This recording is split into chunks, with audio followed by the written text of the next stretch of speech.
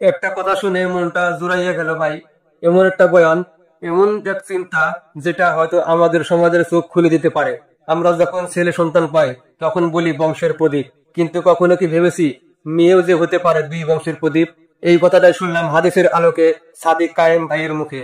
আর তারপরে মনে হলো ভাই, সমাজটা যদি এইভাবে ভাবতে পারতো তাহলে অনেক অন্যায়, অনেক বৈষম্য হয়তো আমাদের পরিবার থেকেই চলে যেত। দেখেন ভাই, ছেলে জন্ম নিলেই আমরা বলি বংশের প্রদীপ, মেয়ে জন্ম নিলে চুপ, কোনো উচ্ছ্বাস নাই।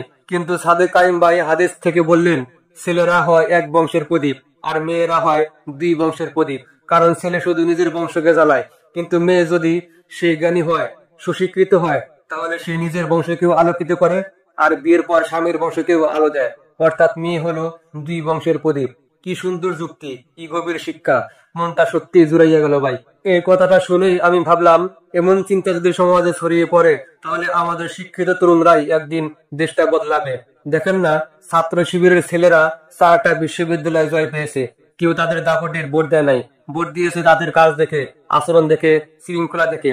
আমি বলবো, যত ছাত্র ভোট দিয়েছে কেউ ঠকে নাই ভাই, কারণ তারা কাজ দিয়ে প্রমাণ করেছে যে জ্ঞান আর নৈতিকতা দিয়েই দেশ গড়া যায়। দেশ চালাতে হলে আগে জ্ঞানী হতে হবে, মূর্খ লোক দিয়ে দেশ চলে না ভাই।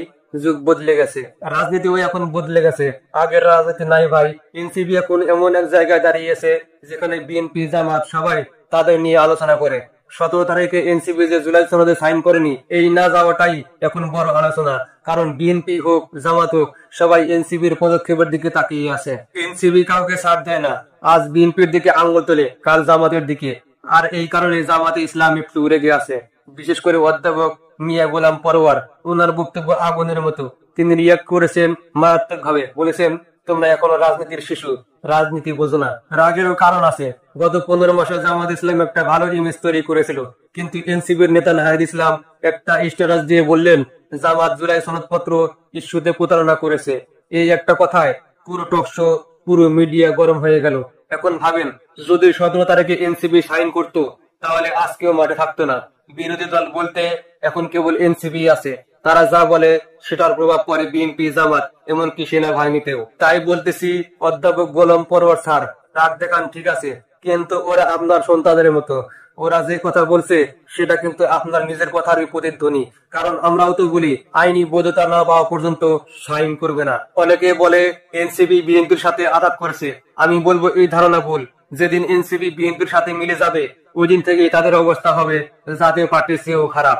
এনসিপি যতদিন নিজের পায়ে দাঁড়াবে ততদিন সম্মান থাকবে, ইজ্জত থাকবে। সত্য কথা বলা বন্ধ করলে সব শেষ। তারা যদি সংসদে গিয়েও কয়েকজন এমপি হয় তবুও যথেষ্ট ভাই, কারণ ওই কয়েকজনের সংসদ কাঁপাবে। এই দলটাই এখন একমাত্র দল যারা ক্যান্টনমেন্টের দিকেও আঙ্গুল তুলে প্রশ্ন করতে সাহস করে। ইদানিং সেনাপ্রধান ওয়াকার সাহেবকে নিয়েও আলোচনা তুঙ্গে। আগের কোন সেনাপ্রধানকে এত সন্দেহের চোখে দেখা হয়নি।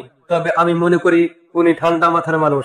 দেশ চলবে আইনের উপর, আইন যদি নিজের গতিতে চলে কেউ আটকাতে পারবে না। প্রত্যেক কর্মকর্তার জবাব দিয়ে থাকতে হবে।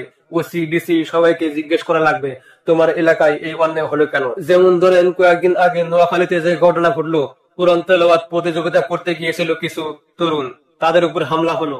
বলা হলো ওরা নাকি মসজিদে রাজনীতি করতেছে। আরে ভাই, ইসলামী ইতিহাস পড়েন না কেন? রাজনীতির জন্মই তো মসজিদের ভিতর। মদিনার সনদ মসজিদের ভিতরে লেখা হয়েছিল। সেখানে বসে মুসলমান আর অমুসলিম একসাথে রাষ্ট্র ঘোষণা করেছিল। তাহলে মসজিদে আলোচনা করলে সমস্যা কোথায়? মসজিদ রাজনীতি থেকে আলাদা জায়গা না ভাই। 54 বছর ধরে আমরা বিভিন্ন রকম সরকার দেখেছি।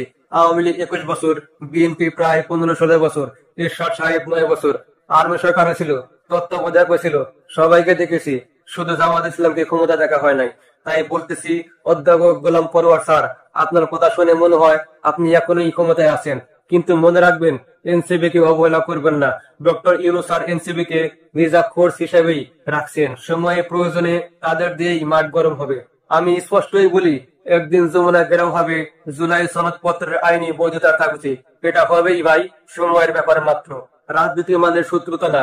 তুমি বন্ধু, তুমি শত্রু, যেই হও, যদি দেশটাকে ভালোবাসো আমি তোমাকে ভালোবাসবো।